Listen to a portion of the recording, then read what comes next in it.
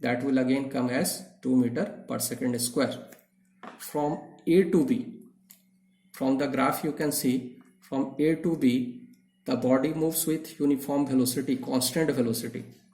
So acceleration A is equal to 0. And from B to C, the body starts retarding. The velocity is decreasing. Initial velocity is 10 meter per second. Final velocity is 0. Therefore 0 minus 10. And time interval is from 10 second to 15 second. So 15 minus 10. So minus 10 by 5, that is minus 2 meter per second square. Now how you will calculate the distance? B part asks about distance.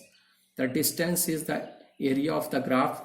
This area of the graph is a trapezium. You can see in the figure that is a trapezium.